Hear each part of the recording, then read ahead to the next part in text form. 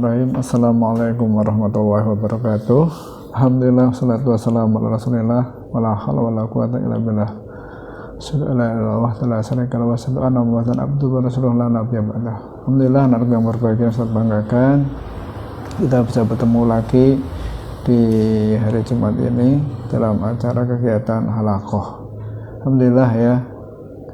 Jadi seperti kita ketahui, waktu adalah sesuatu yang sangat penting ya. Jadi waktu itu tidak pernah berhenti, setiap hari berjalan terus ya, tidak pernah ada berhentinya seperti itu. Jadi alangkah ruginya kalau kita menyanyiakan waktu, alangkah ruginya kalau kita memubadirkan waktu, dan alangkah ruginya kalau kita tidak memanfaatkan waktu dengan kegiatan-kegiatan yang positif, kegiatan-kegiatan yang bermanfaat.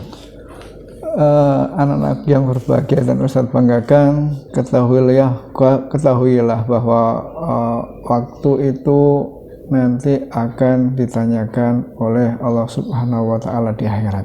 Ya, jadi apa yang kita gunakan, kegiatan-kegiatan kita, apa yang kita lakukan, ya, yang menghabiskan waktu nanti akan ditanyakan ya, waktu yang diberikan kepada kita selama hidup ini untuk apa, seperti itu. Apalagi di masa muda ya, memang harus betul-betul memanfaatkan waktu. Agar apa? Agar nanti di masa selanjutnya akan tertata, di masa tuanya akan menjadi lebih baik lagi.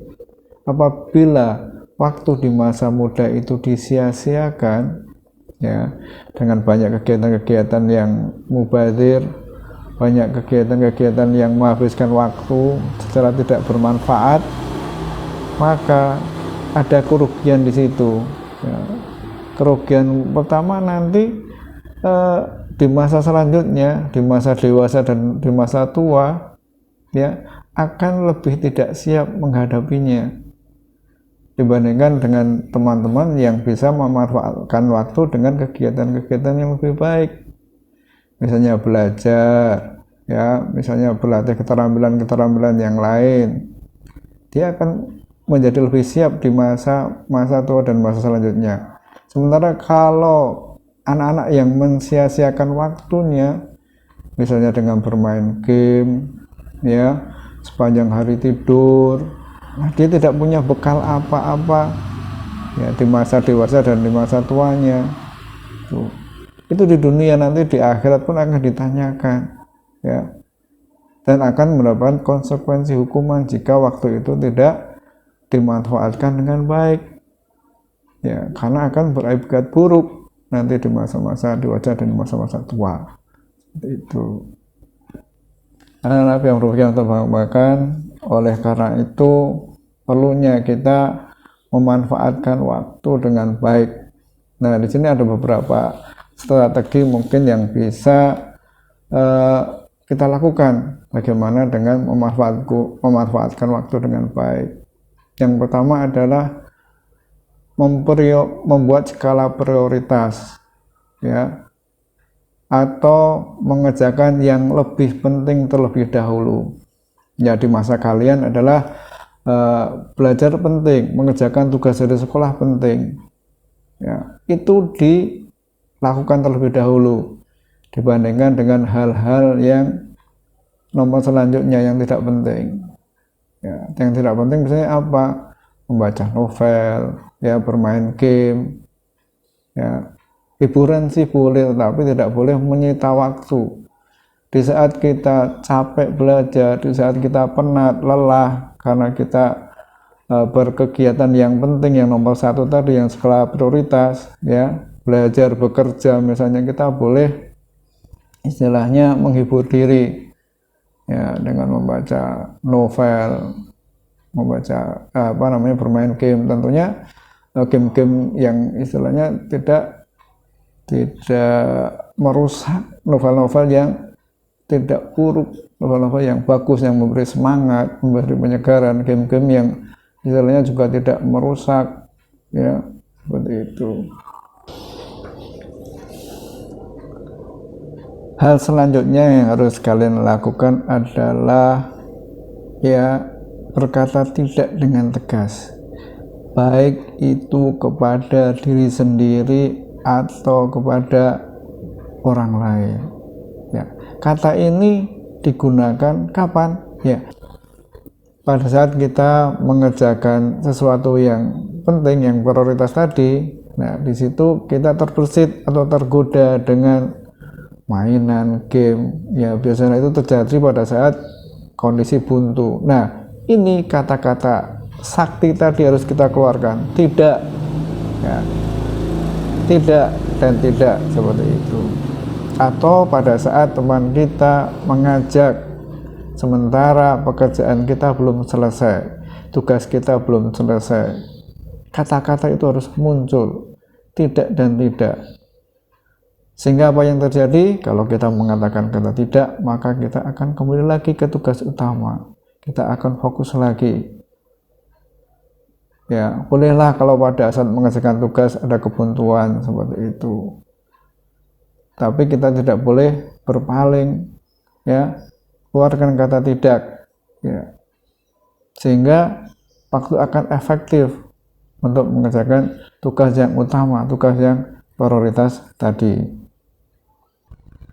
Selanjutnya berkaitan dengan waktu juga, kita harus mengatur waktu tidur. Ya, seringkali ya, karena kegiatan-kegiatan yang tidak terkontrol, ya, waktu tidur kalian berubah, berantakan, bahkan ada yang siklusnya terbalik.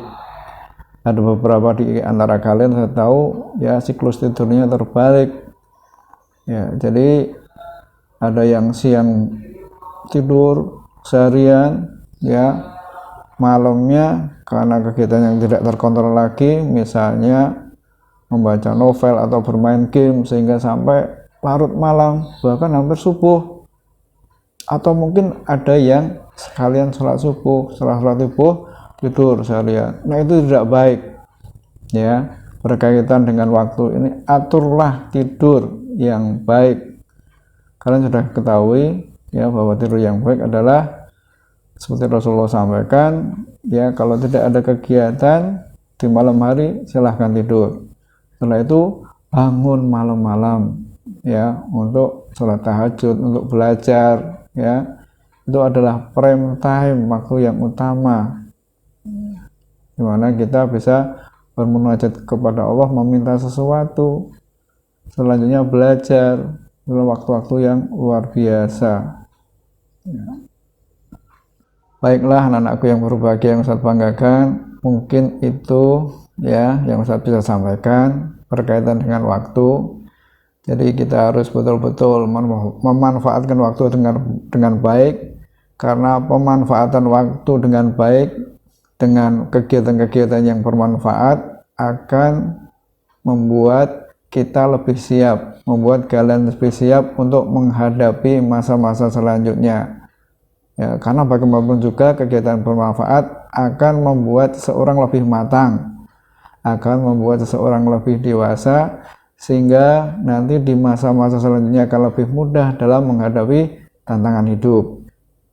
Selanjutnya, ingatlah ya bahwa nanti waktu yang kita lalui ya dengan kegiatan-kegiatan yang ada akan dimintai pertanggungjawaban oleh Allah Subhanahu wa taala.